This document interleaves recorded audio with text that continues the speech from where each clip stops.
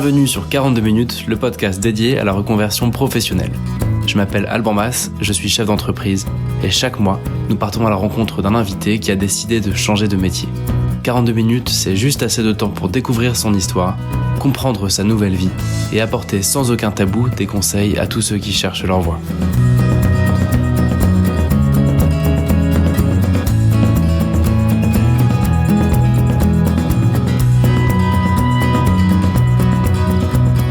Je suis très heureux de vous accueillir pour ce premier épisode de 42 minutes.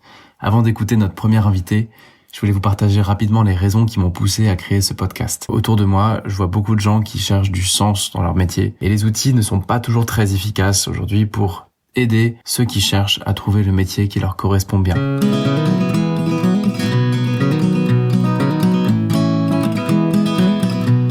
Donc il y a deux objectifs. Le premier, c'est de répondre au problème de l'action. Souvent, quand on cherche sa voie, on est un petit peu bloqué, on ne sait pas quelle action mener, qui rencontrer, où aller, que faire. En demandant à nos invités comment ils ont organisé leur reconversion, comment ils ont préparé leur parcours, comment ils ont trouvé l'idée, l'objectif, c'est d'apporter des clés pour se mettre en route, se mettre en action.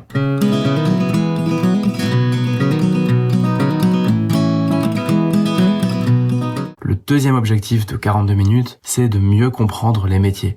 Un des problèmes quand on cherche sa voie, c'est qu'on n'a aucune idée de l'étendue possible des carrières et des métiers. Et je pense qu'en vous faisant partager différentes vies, différentes carrières, différents métiers, avec aucun tabou sur les questions financières, sur les questions de formation, je pense que ça peut apporter des pistes intéressantes à ceux qui se posent des questions, voire pourquoi pas créer des vocations.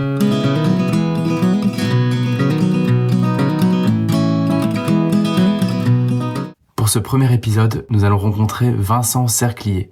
Alors Vincent, sa démarche m'intéressait beaucoup parce qu'il est passé donc des télécoms à l'élevage et c'est tout un symbole parce que quand on veut quitter son job, la blague c'est toujours de dire on va aller élever des chèvres dans le Larzac ou je sais pas trop où.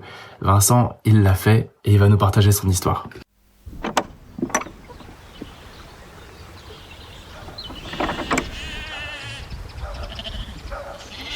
Salut Vincent. Salut Alban. Merci de m'accueillir, c'est sympa. Avec plaisir. Donc là on est dans la bergerie Terre et Baie.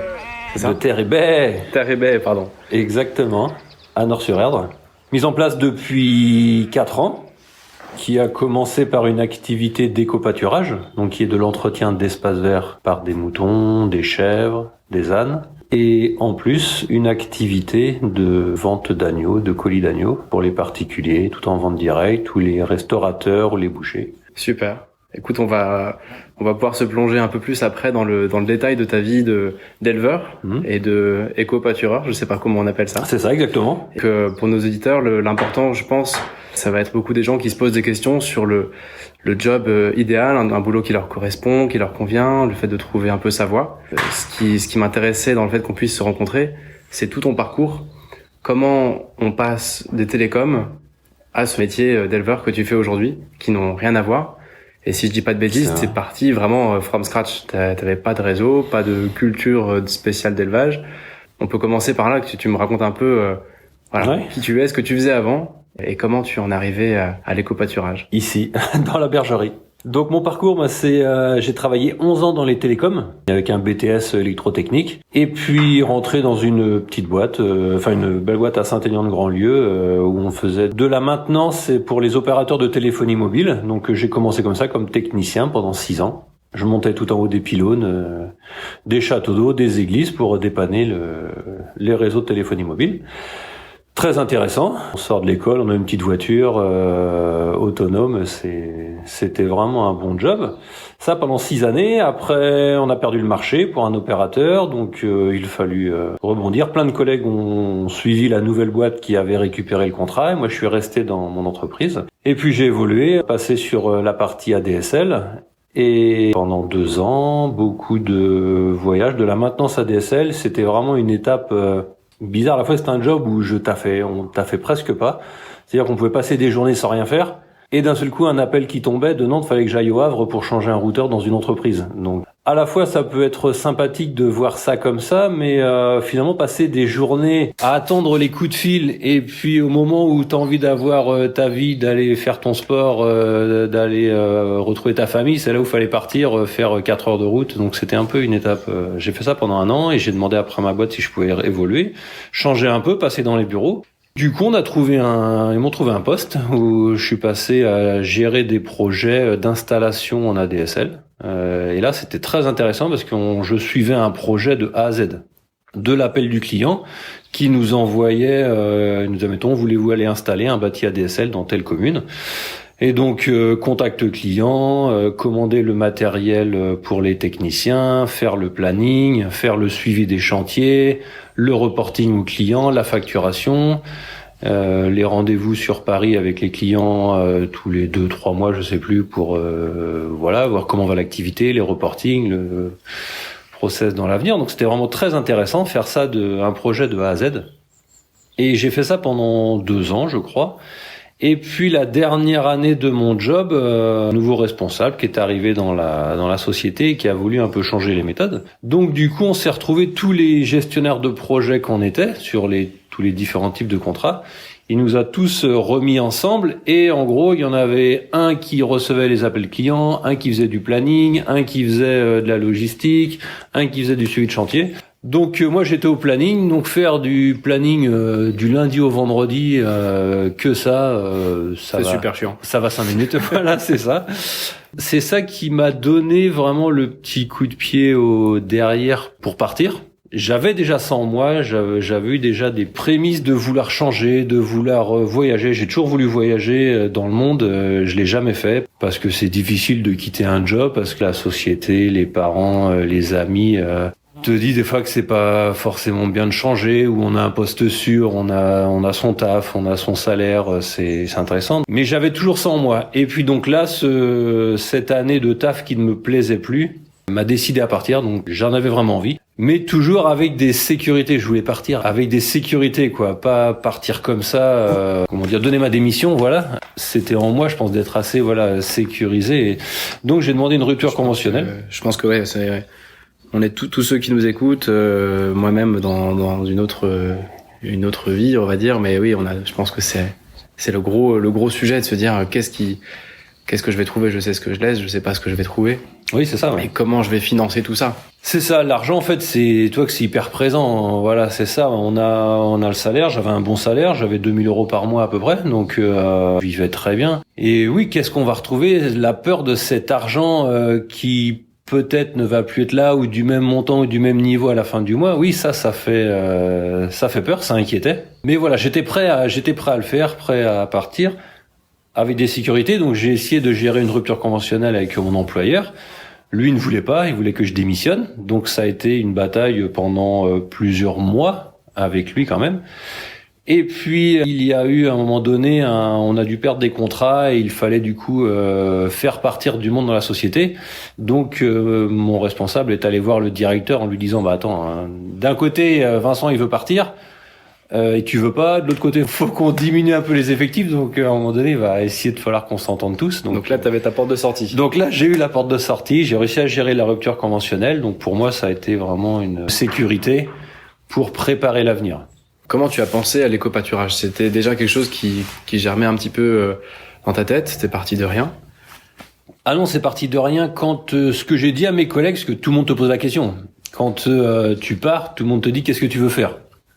Donc faut faire. En France, faut faire. Si tu veux exister, faut faire. Sinon, si tu fais rien, tu n'existes pas, tu n'es personne. Donc ça c'est un peu le problème. Donc faut toujours trouver quelque chose. Oui, il faut que je fasse. Donc tu trouves des idées que tu donnes aux gens, ça te fait pas forcément plaisir à toi, mais tu leur donnes. Donc tu trouves des choses. Donc moi je me rappelle, j'avais dit que je voulais travailler en extérieur, au contact d'animaux. Et puis du coup je suis parti. Et là, alors pareil, les gens te demandent toujours, la famille, les gens te demandent toujours ce que tu veux faire. Mais du coup j'ai pris, donc je suis parti avec 2 années de chômage. Et j'ai pris 1 an de chômage, je le dis et je l'assume, à ne rien faire, ne pas chercher de travail.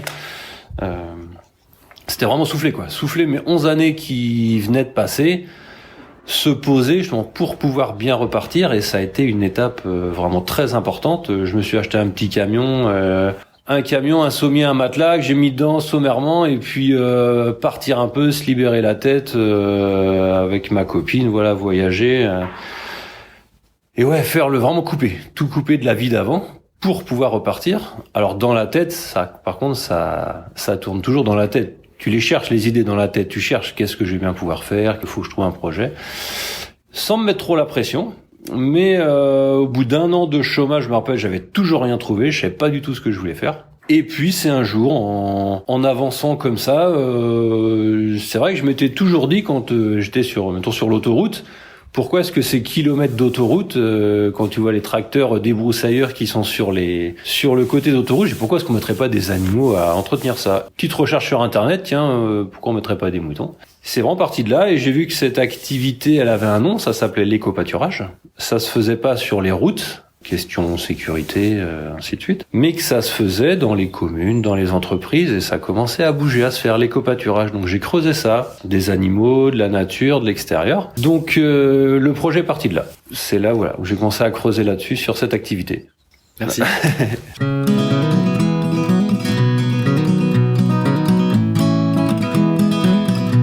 Et alors, quand on décide de se lancer dans l'éco-pâturage, c'est pas un métier très connu.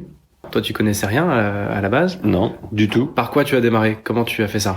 J'ai commencé, dans mes souvenirs, déjà regarder sur internet ce qui se faisait. Donc il y avait que quelques entreprises, il devait y avoir 2 entreprises qui le faisaient en France. Donc essayer de creuser un peu, rechercher sur ces entreprises-là, mais finalement l'information était très limitée. Donc il y avait à la fois recherché sur l'élevage, puisqu'il fallait avoir des moutons. Donc il y avait les recherches à faire sur la partie animaux, élevage, comment on fait ça, quelles sont les portes d'entrée, sur la partie entretien d'espaces verts, comment est-ce qu'on organise ça, et aussi sur la partie, on va dire, juridique, administrative, comment on monte une entreprise. Ça, c'est vraiment ça qui a pris aussi beaucoup de temps au début. Comment on monte un projet administratif. Donc là, j'ai poussé la porte des chambres de commerce, et puis après, ça t'oriente vers différentes personnes qui peuvent t'aider. Pôle emploi aussi, il y a eu le fameux bilan de compétences de Pôle emploi. Et c'est ces différentes portes, chambre de commerce, à rencontrer du monde pour monter son entité. Les différents éleveurs que j'ai pu aller rencontrer pour la partie élevage. Du coup, je me suis dit, la partie élevage, ça m'intéresse bien. Donc, j'ai été bosser dans des fermes.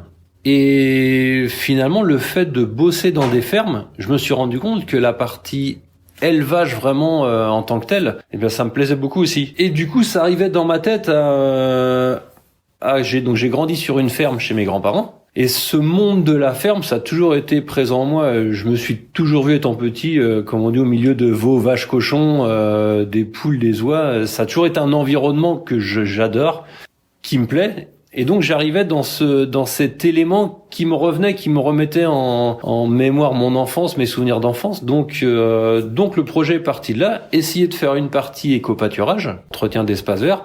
Et puis faire de l'élevage aussi d'agneaux et faire des petits colis de viande à taille humaine, vraiment à petite échelle. Pour faire mon activité, je voulais avoir bossé tout seul. Bosser tout seul, ça veut pas dire être isolé, rester dans son coin, mais c'est vraiment plutôt gérer ma petite vie, mes horaires, mon organisation, ma vie de famille, la vie professionnelle, gérer tout ça. Et c'est ce que aujourd'hui, j'arrive à faire, et pas l'envie du tout de s'agrandir, justement, d'avoir plus de taf, plus de...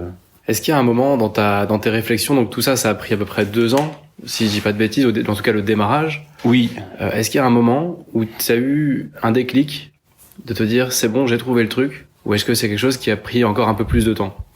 Oui, ça a été vraiment le déclic que j'ai trouvé, puisqu'avant j'ai eu des idées. J'ai rencontré une personne qui bossait en hôpital, en psychothérapie, donc il m'a aidé, et finalement, inconsciemment, j'ai fait une psychothérapie avec lui, et lui, il avait fait une formation de crêpier, donc en même temps, j'ai appris à tourner des galettes, à faire des crêpes et des galettes sur Billy. Donc je me suis dit, ah tiens, je vais me lancer faire ça, je vais acheter un camion et je vais faire des crêpes et des galettes. Ça, c'était l'idée de début. Mais finalement, cette idée, elle avançait, mais j'y étais pas à 100%. Je voyais bien que c'était pas le projet. Mais en même temps, on a une idée, donc quand on a une idée, j'étais content d'avoir une idée, donc envie quand même d'y aller. Mais je sentais que c'était pas le truc, donc c'est passé. Ce projet est rapidement tombé à l'eau quand même, et c'est après l'éco-pâturage qui est venu tranquillement, et là vraiment je me suis rendu compte, avec l'idée de l'éco-pâturage, mais surtout en allant bosser dans des fermes, avec la vue et la perception du travail dans une ferme, c'est là où je me suis rendu compte, ouais, là c'est ça que je veux faire. Donc au final, au niveau du timing, si tu prends l'ensemble entre le moment où tu t'es retrouvé avec du temps, oui, c'est-à-dire le moment où tu as quitté ton job et le moment où vraiment tu as posé les premières pierres de ton entreprise, il s'est passé combien de temps? Il s'est passé un an vraiment de tout lâchage, réflexion, un an, même un an et demi on va dire de tout lâchage. C'est revenu à la fin et je commençais à stresser au bout d'un an et demi de chômage où j'avais toujours pas d'idée. Je me rappelle que je commençais un peu à stresser. Donc on va dire il restait 6 mois de chômage. Je me disais bon là faut quand même que je trouve quelque chose. Et puis c'est venu comme ça. C'est pas parce que j'étais stressé que le projet est venu. C'est venu naturellement en fait. C'est venu naturellement. Donc ça fait 2 ans. En 6 mois j'ai commencé à construire mon projet plus on va dire juridique. Aller chercher sur internet, sur partout, comment on monte sa petite société, comment on fait l'étude économique, poser ses premiers chiffres sur papier. Et puis après, 1 an de travail, de formation, de rencontres avec des éleveurs, des gens du métier. Donc on va dire, il a bien fallu 3 ans quand même de montage de projet. C'est intéressant ce que tu dis parce qu'on a toujours un peu l'impression, tu m'arrêtes si je me trompe, mais on a toujours l'impression quand on veut changer de vie, changer de voie, qu'on va se réveiller un soir avec l'idée et que la semaine d'après, on aura un nouveau job et un job complètement aligné avec qui on est. Et dans les faits, on se rend compte qu'au final, c'est le cas pour tout le monde. Il y a toujours 1 an, 2 ans, 3 ans, 5 ans, parfois 10 ans qui se passent entre le moment où on est disponible dans sa tête et le moment où on a vraiment embrayé. Et encore, on parle pas de cartonner dans ton nouveau job, on parle juste d'avoir posé les premières pierres. Et c'est intéressant cette notion de temps. Dans ton cas, c'était 3 ans. 3 ans, c'est ça. Et j'ai envie de dire, c'est même le temps, c'est même pas grave. Le plus dur, c'est vraiment de lâcher. Si j'avais pris, mettons, cette option de partir faire des galettes ou autre chose, peut-être qu'il fallait que je le fasse, mais qu'au bout d'1 an, finalement, ça ne marche pas ou ça ne me plaise pas. Et c'est pas grave, fallait arrêter. Il a fallu que j'arrête. Et l'idée peut-être du nouveau projet serait venue après. C'est pas forcément grave le fait de se planter, et c'est ça qu'il faut essayer de faire comprendre. Si je peux essayer de faire comprendre ça et de se dire bah ouais, faut y aller, il y a une idée, parce que les gens te le disent, les gens te le ramènent toujours, mais ça c'est dur comme métier, ça faut faire attention, puis tu vas pas gagner ta vie, mais on s'en fiche en fait. Bah oui, je vais peut-être le faire là, si j'ai envie d'aller faire ça, si j'ai envie d'aller faire mes galettes, j'achète mon camion, j'y vais. Si je me rends compte que ça me plaît pas, tant pis, j'aurais essayé, mais finalement ça m'a ouvert une autre porte. J'aurais rencontré d'autres personnes et puis le parcours évolue et on rebondit, et plutôt que de rester dans une entreprise peut-être qui plaît plus et finalement on ne bouge jamais, donc c'est intéressant. Il y a un conseiller en orientation professionnelle qui écrivait récemment là sur un blog qu'on voit toujours les portes qu'on ferme et on se dit si je choisis ça, si je quitte mon job, si je choisis tel job, je vais fermer telle porte. Si tu fais les crêpes, tu fais pas l'élevage et inversement. Et en fait, on oublie de regarder de l'autre côté de la porte. Et donc, quand on en ferme une et qu'on en ouvre une nouvelle, derrière, il y en a encore 10 autres qui s'ouvrent. Ça dépend d'où on se positionne. Je sais pas si tu me suis par rapport à la porte. Si on regarde derrière soi ou si on regarde devant soi.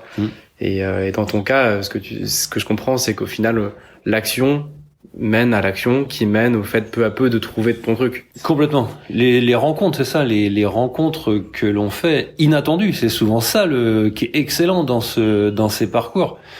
C'est qu'on rencontre des personnes qu'on n'aurait jamais pensé rencontrer ce jour-là, à ce moment-là, qui donnent une info, qui nous travaillent dans la tête ou qui nous orientent vers une autre adresse. Tiens, n'hésite pas à aller rencontrer cette personne, et ça avance comme ça et les portes elles s'ouvrent, voilà, et on avance. Et justement, je voulais te poser la question, dans ton cas, est-ce qu'il y a eu des personnes qui ont été clés? Est-ce que t'as fait des rencontres en particulier qui t'ont permis vraiment d'avancer sur ton projet? Un éleveur en particulier avec qui j'ai passé beaucoup de temps et qui avaient une ferme dans le type de ferme que je voulais avoir, c'est-à-dire une activité vraiment à petite échelle, et des gens qui maîtrisent donc de la production, mais à la facturation et à la comptabilité. Actuellement, on peut plus gérer une entreprise, que ce soit dans mon cas une ferme ou autre, sans gérer la partie comptable. C'est trop important. On peut taffer toute sa vie. Si on suit pas un minimum d'économie, ça ne tient pas, ça ne marche pas. Donc des gens qui m'ont montré tout cet univers, à la fois de la production, mais de la partie humaine et comptable aussi, et c'était très intéressant. Après, dans l'évolution du projet, comme ça, citer des personnes... je pense que c'est plus mon environnement de copains où on est beaucoup à être... j'ai beaucoup de potes qui ont compris qu'on pouvait faire de sa vie qu'on a envie de faire, en fait, voilà, c'est ça. Donc la chance d'avoir rencontré ces potes-là qui ont pu me montrer qu'on pouvait dans la vie réaliser ses rêves et me dire mais vas-y, essaye quoi, vas-y fonce, essaye. T'y arrives, tant mieux, tu te plantes, tant pis, tu vas rebondir et ça c'était ces personnes-là, ces potes-là m'ont aidé vraiment dans ce projet. Et comment tu as financé? On parlait du énorme frein, le principal frein au fait de décider de changer de métier, de changer de voie, c'est toujours et encore les finances, la grande peur de l'inconnu. Toi, tu t'es quand même retrouvé à avoir cramé tes droits après 2 ans, après 1 an et demi, avec 6 mois devant toi et l'obligation de travailler pour vivre derrière, oui. sans aucune garantie de trouver un job. Comment tu as financé tout ça sur la fin?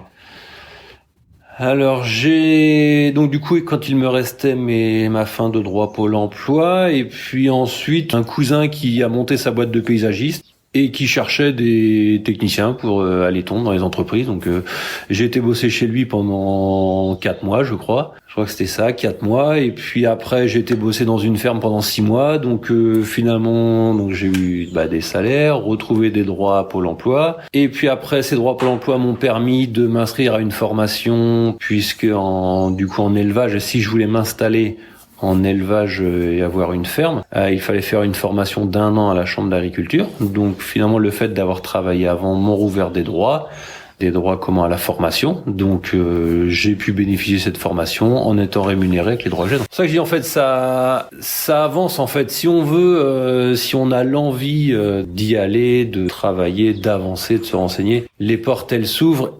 Et je le dis quand même qu'en France, oui, on a aussi la chance d'avoir tout cet environnement social qui est quand même là pour nous aider. Et la reconversion professionnelle, maintenant, c'est quand même bien... Il y a beaucoup de choses en place en France pour pouvoir changer de métier et d'activité. Il y a tellement de formations, de prise en charge possible. Donc on va dire, j'ai pas forcément galéré sur la partie financière avec ces droits. J'avais aussi un peu d'argent de côté. Donc oui, c'est vrai que quand j'étais en formation, j'avais que 800 € par mois. Donc j'ai pris un peu sur mes réserves personnelles, c'est vrai aussi. Donc ça m'a permis de vivre avec le minimum pendant cette année de formation et puis après rebondir, avancer.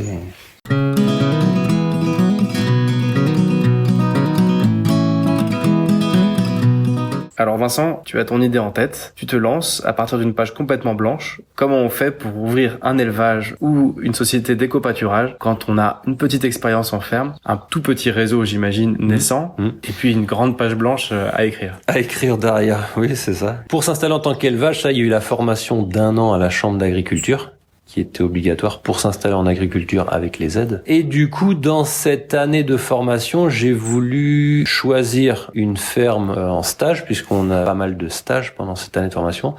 C'est une formation qui est technique, qui est plutôt compta, qui est plutôt élevage, qui est générale? Il y a tout, général, c'est ça. De la partie technique à la partie gestion, comptabilité. Et je voulais trouver une ferme qui soit à mon image, en fait. Une ferme que je voulais mettre en place, en fait. J'ai travaillé ou j'ai rencontré pas mal de gens qui, je reviens à la partie comptabilité, qui attendaient le passage du comptable 1 fois par an pour savoir où est-ce qu'ils en étaient dans les sous. Et moi, je voulais surtout pas ça. Je voulais maîtriser ma comptabilité, je revenais en fait un peu à mon taf que j'avais avant dans la société où je gérais tout de A à Z. Et c'est ce que vraiment je voulais faire avec mon activité, gérer à la fois de la partie production, élevage, mais aussi toute la partie comptabilité, facturation. Je voulais savoir où j'allais. Puisque si ça marche, faut continuer, mais si ça marche pas, je veux être capable de dire stop, j'arrête, ça marche plus.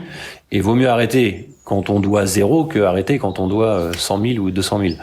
Donc tu fais cette fameuse formation. Je fais cette fameuse formation avec donc l'entreprise où la ferme où j'étais, et là c'était avec eux, ça reste mes mentors, on va dire, où je les appelle encore souvent, et ils m'ont bien orienté, bien guidé, très à l'écoute, très disponible. Et cette année de formation aussi, elle permet d'écrire justement son projet, de poser. Il faut poser son dossier, l'écrire faire un book, je sais plus comment on appelle ça, pour tout lister, à la fois la partie technique, mais la partie aussi comptabilité. Donc ça m'a vraiment permis de poser tous les chiffres. Et avec ça, on peut ensuite aller trouver une ferme si on a envie de s'installer. C'est une formation adulte, donc on se retrouve vraiment qu'avec des personnes qui sont pratiquement tous en reconversion professionnelle. Des gens qui arrivent d'un autre milieu, mais dont les parents sont en ferme, et des gens comme moi qui arrivent d'un autre milieu, d'un autre secteur, dont les parents ne sont pas en ferme. Il y a tout à construire. Donc c'est parti d'ici, l'histoire Terre et Baie, trouver le nom aussi, Terre et Baie, c'est très intéressant à chercher, à poser, demander à la famille, aux potes ce qu'ils en pensent. Et donc tu as ton logo, tu as ton site naissant, j'imagine aussi, tu as ta formation, tu as ta boîte, et voilà. Ça démarre avec des moutons. Et ça démarre avec, en même temps, quand j'étais pendant la formation, j'ai commencé à aller chercher des clients, donc démarcher les entreprises et des communes. Donc les communes, c'est facile, les communes autour du périph' nantais, les communes proches métropole, là que j'ai été démarché pour savoir s'ils connaissaient l'éco-pâturage, et ainsi de suite. Pour ceux qui ont un peu décroché, je vais essayer de résumer l'éco-pâturage et tu m'arrêtes si je me trompe. Oui. C'est tout simplement remplacer la tondeuse par un moyen naturel peu polluant, c'est ça, l'animal. Exactement, écologique, et remettre des animaux dans les cœurs de centre-ville, des animaux, on va dire, de ferme, d'élevage, où ces animaux avaient quitté, en fait, les communes proches périph', il reste de moins en moins de fermes, donc les animaux d'élevage sont plus partis en campagne. Donc c'est vraiment intéressant de remettre ces animaux au cœur des centres-villes. Donc tu cherches des clients, là pour la partie éco-pâturage. Voilà. Je commence mon activité en démarrant d'abord par l'éco-pâturage, puisque j'ai toujours pas de ferme, j'ai pas trouvé de ferme, c'est dans un deuxième temps. Déjà, je démarre par l'éco-pâturage. Comment tu trouves ton premier client sur l'éco-pâturage ? J'ai fait une étude de marché avec une association qui s'est lancée dans l'éco-pâturage. En recherchant, j'ai vu qu'elle existait, cette association. Eux, ils m'ont aidé à faire une étude de marché. J'avais jamais fait ça, une étude de marché, donc je l'ai pas fait, c'est vrai que je l'ai pas fait tout seul. Donc eux une personne a pris son téléphone, a contacté toutes les communes autour de Nantes, et puis il m'a fait un petit retour en disant voilà, commune très intéressée, fortement intéressée ou pas du tout intéressée, ainsi de suite. Et puis après, moi j'ai repris le téléphone, je les ai contactés, et c'est parti comme ça. Et quand on obtient le premier contrat, je dis maintenant faut acheter des animaux. Donc un collègue m'a prêté un champ, j'ai pu acheter mes premiers moutons, et puis en mois d'avril, au printemps 2015, j'ai honoré mes premiers contrats d'éco-pâturage. Et là, tu dois te dire, t'as quand même passé un certain cap. Oui, voilà. Quand t'as ton premier contrat en main. Quand il y a le premier contrat qui est signé. Et ton premier mouton qui vient brouter la première parcelle. Exactement. Ça, c'est génial. C'est le début du métier d'éleveur qui démarre, parce que c'est sympa d'avoir les animaux quand on bosse dans une ferme, mais on n'a toujours pas la responsabilité de ces animaux. Donc quand enfin on a ces animaux, ça y est, on est responsable de leur santé, de leur alimentation, de la reproduction. Et là, tout se met en place, ouais.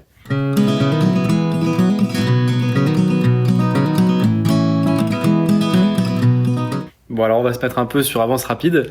Quelques années passent. Tu as développé Terre et Baie avec l'activité donc initiale d'éco-pâturage. Tu as trouvé de nouveaux clients. J'ai vu que tu as aussi des grands comptes, comme on dit. Tu as Decathlon, tu as Suez, t'as des communes. Il y a aussi la ferme ensuite que tu as créée. Aujourd'hui, ta vie d'éleveur et de responsable de troupeau en éco-pâturage, je ne sais pas exactement quel est le terme, excuse-moi. À quoi ça ressemble concrètement, une semaine type ou un mois type? S'il fallait décrire un peu ton job actuel, maintenant que tu es plus installé, qu'est-ce que tu pourrais dire à quelqu'un qui nous écoute et qui se demande à quoi ça ressemble de manière réaliste cette vie, ce boulot d'éleveur? Ce qu'on souhaitait déjà avec ma compagne, c'était, donc elle était complètement OK et motivée pour que je réalise ce projet, mais que ça s'inscrive vraiment dans un cadre familial. On a 2 enfants. Il fallait réussir à fédérer tout ça, en sachant que les premières années, on sait tous, les premières années de création d'une activité, faut quand même donner du temps. Mais il y a toujours ça en ligne de mire. Donc le but du jeu, c'était de faire une activité à taille humaine, tout seul, gérer ma petite activité, donner du temps de travail, mais je voulais aussi pouvoir profiter de mes enfants, de ma femme et de mes loisirs, parce que j'aime bien travailler, mais j'aime bien voir mes potes, j'aime bien avoir mon activité sportive. Donc tout ça, c'est vraiment là, actuellement, ce bonheur et ce plaisir que je prends, c'est de réussir à allier tout ça. La vie professionnelle, familiale, sportive, de loisirs. Tu pourrais nous en dire un peu plus sur ta semaine type, parce que oui. Pour quelqu'un comme moi qui n'y connaît rien, tu me parlais tout à l'heure de l'image un peu d'Épinal de l'agriculteur qu'on se fait en France, à savoir qu'il travaille comme un malade, et c'est d'ailleurs sans doute un peu vrai, hein, même très vrai. Tout à fait. Mais on mélange un peu tout, agriculture, élevage, etc. La réalité de ta vie aujourd'hui, une semaine un peu type, à quoi ça ressemblerait par exemple? Semaine type, c'est 4 jours à peu près sur la ferme et une journée en éco-pâturage, faire le tour des sites en éco-pâturage. D'accord, 4 jours ferme, un jour où tu fais le tour des clients. Voilà, toutes les semaines, c'est ça à peu près. Et est-ce que tu trouves un petit peu de temps pour faire ton administratif dont tu parlais? Voilà, ça. Quand je dis 4 jours sur la ferme, ça comprend aussi la partie administrative. Et j'ai une journée par mois minimum à faire de l'administratif, comme je fais toute ma compta. Je saisis toute ma compta. C'est minimum une journée par mois pour faire l'administratif. Mais après, tous les mails, contact client, enfin, plein de choses à gérer, oui. Et ça demande... administrativement, puisque quand je compte pas mon temps, si je réponds à un mail sur mon téléphone quand je suis à la ferme, et si je devais me poser pour faire ça, je vais dire ce serait pratiquement une demi-journée par semaine à faire de l'administratif, oui. Et ce que je voulais dire par rapport donc moi à mon métier d'éleveur, mais peut-être qu'il peut s'appliquer aussi à tout type de métier, c'est vraiment ce qu'on veut faire de son métier. C'est ça. J'avais une image de l'agriculture il y a 5 ans, même 10 ans, où c'est un monde où on doit travailler jour et nuit, samedi, dimanche, où on n'a pas de vacances et où on gagne rien. Actuellement, on voit bien tout le problème d'une agriculture qui n'est pas rémunératrice. On entend aussi malheureusement parler de beaucoup de suicides. Donc c'était vraiment ce domaine dont je ne voulais pas aller. Et finalement, je me suis rendu compte, en rencontrant toujours les bonnes personnes, mais ça, je pense que ça se fait naturellement. J'ai été aussi vers les gens vers qui je voyais qu'ils avaient une vie qui m'intéressait et qu'on peut actuellement emprunter. Mon souhait, c'était d'emprunter le minimum d'investissement pour pas être pieds et mains liés aux banques. Donc, acheter une toute petite ferme, minimum d'investissement.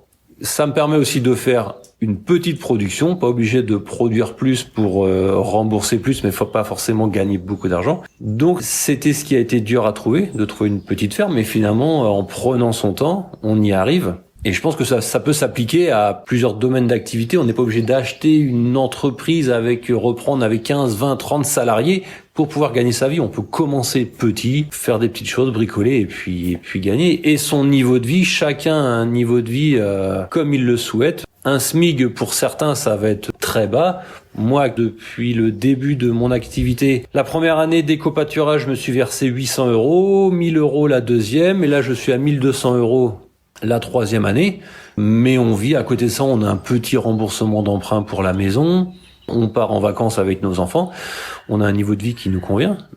L'objectif de l'activité, c'est d'essayer d'arriver tranquillement à 1500, 2000 € en activité, on va dire, de routine. Mais ça va se faire tranquillement au bout de 5 ans, 6 ans d'activité.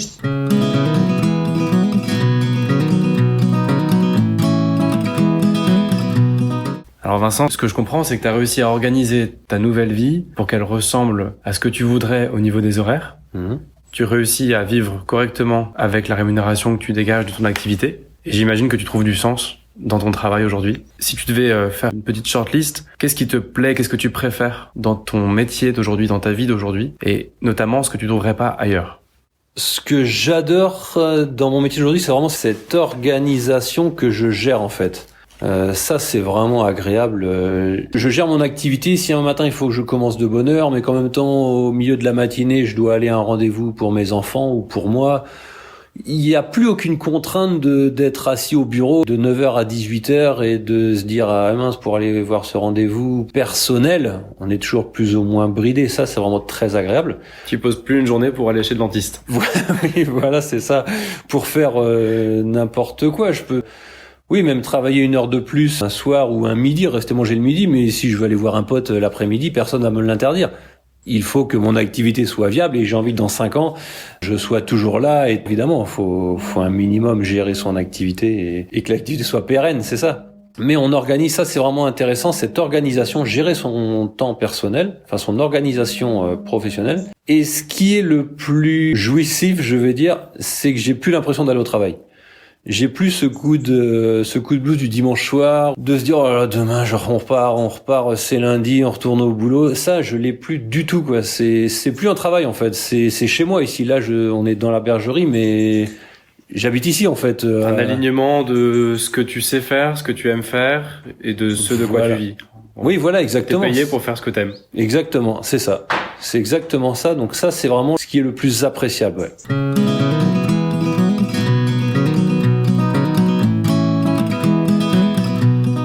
Tu vois ma question d'après venir. Qu'est-ce qui est un peu moins fun et qu'est-ce que tu peux regretter ou pas de ta vie d'avant? Ce qui est le moins fun ou le plus stressant, c'est qu'on ne déconnecte jamais du travail. Pour l'instant, je le mets sur le fait que je suis encore en début d'activité, donc je mets 2 fois plus de temps à faire les choses et je stresse 2 fois plus. Tranquillement, quand je serai en routine, ce stress-là, j'aurai plus besoin de l'avoir. Mais en même temps, voilà, c'est bon d'avoir un petit peu de stress aussi, mais c'est plutôt cette déconnexion et quand même ce temps de travail à gérer. Dans les heures que je racontais tout à l'heure, ça demande quand même du taf. L'administratif, je suis toujours plus ou moins un petit peu en retard quand même sur l'administratif. Il y a toujours un peu de mail à gérer, il y a toujours un peu de compta à faire, de choses à remettre au propre au clair. Donc en fait, on a toujours l'impression d'avoir un peu de taf. Mais ça, il faut prendre du recul et puis... On peut pas tout faire, on n'est pas dans une entreprise où il y a une personne à chaque poste, je suis tout seul, je peux pas tout faire en temps et en heure, je le sais, faut juste que ce soit géré au minimum et puis on y arrive, voilà, c'est ça.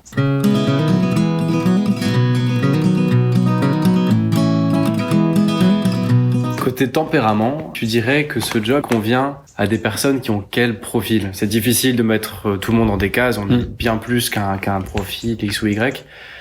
Mais pour des gens qui nous écoutent, qui peuvent se demander s'ils sont faits pour ça ou pas, si j'essaie de résumer un peu ma question, c'est dans les qualités qui peuvent faire qu'on se trouve bien dans ce job et les défauts qui peuvent faire qu'il faut surtout pas y aller, tu retiendrais quoi si tu as réponse? C'est pas évident de répondre. Ouais, non, je pense que voilà, faut pas faire de généralité. Je vais plutôt me dire, moi, je me définis comme quelqu'un, je suis pas un perfectionniste. Je vais jamais faire une mission ou une action à fond, très proprement, où je maîtrise pas un domaine sur le bout des doigts en particulier. Et je pense que c'est peut-être un défaut pour certaines actions, mais ça reste aussi, je pense, une qualité. Ça me permet de faire un petit peu de tout. Voilà, je fais un peu d'élevage, je fais un peu de commercial, je fais un peu de gestion, je fais un petit peu de comptabilité, mais c'est quand même indispensable de tout faire un petit peu.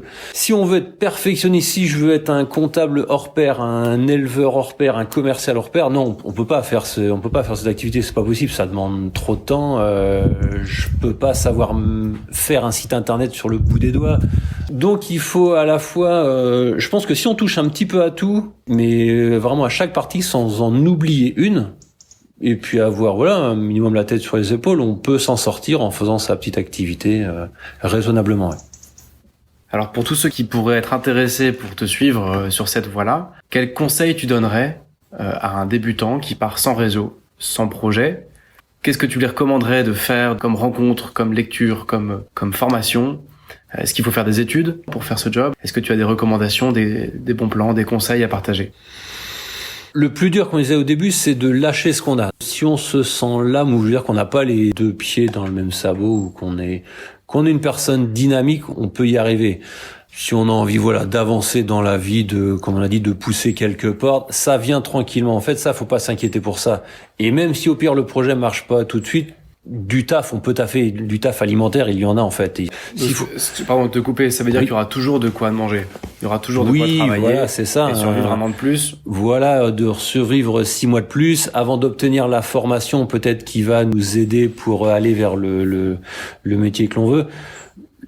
Faut pas s'inquiéter de ça. Le plus dur, c'est vraiment d'y aller, de couper, peut-être en prenant quelques sécurités, comme on l'a dit, essayer de gérer. Maintenant, il y a des ruptures conventionnelles, il y a des choses qui existent pour pouvoir partir avec une petite sécurité. C'est vrai qu'en France, on a quand même la chance d'avoir des aides sociales qui permettent de se reconvertir, d'avancer. Il y a quand même beaucoup de formations qui peuvent être rémunérées, prises en charge, si on a quelques droits. Donc, pas hésiter à quitter, à lâcher et ne pas se laisser entraîner, comme on l'a dit, par la société, la famille, les amis qui nous disent que notre poste, finalement, le travail qu'on a, il est bien, tu devrais pas arrêter ton taf, t'as une bonne place, t'as une bonne place, mais je l'ai entendu ou encore écouté autour de nous.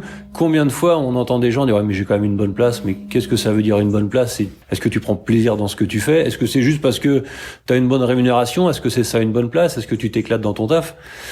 Donc, pas hésiter à changer, et si on a envie que ça avance, les gens, on va les rencontrer, les portes, elles vont s'ouvrir et ça va le faire. Et après, c'est du bonheur.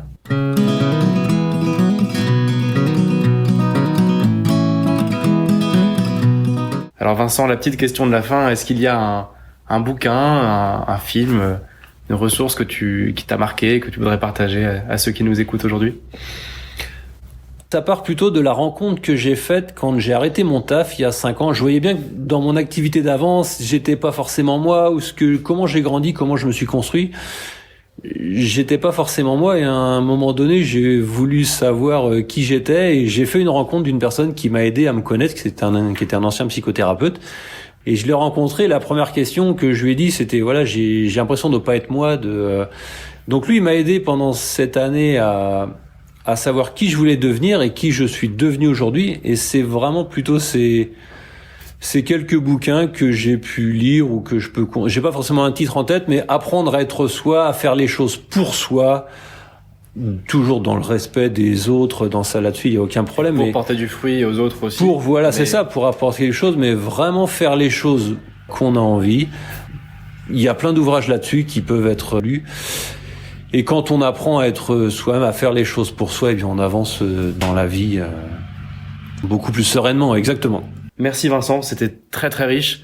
Je pense que tous ceux qui nous ont entendus, s'ils sont encore là à ce stade de l'émission, te remercient aussi. Merci à toi aussi, Alban. C'est vraiment plutôt encourageant. Ça montre que sans formation, sans réseau, on peut avancer, notamment dans des métiers complexes comme ceux de l'élevage. Pour conclure, imaginons quelqu'un qui veut remplacer ses tondeuses par des gentils moutons et avoir une dimension un peu plus écologique, rajouter le côté animal à tout ça. Où est-ce qu'on peut te retrouver aujourd'hui? Donc l'actualité de Terre et Baies, c'est sur la page Facebook. Je poste des petites actualités sur l'activité. Et puis le site internet aussi, terreetbaies.com. Merci Vincent. Merci Alban. À la prochaine. Si cet épisode vous a plu, abonnez-vous et laissez-moi un petit commentaire, ça m'aidera à améliorer ce podcast. N'oubliez pas aussi de rejoindre le groupe Facebook 42 minutes pour trouver sa voie. C'est une communauté d'entraide où vous pourrez apporter votre réseau, vos idées pour aider ceux qui cherchent encore leur voie. Je vous dis au mois prochain avec Antoine qui nous racontera comment on fait quand on est consultant en biotechnologie pour devenir comédien sur les planches à Paris. En attendant, je vous souhaite une chose, éclatez-vous dans votre job.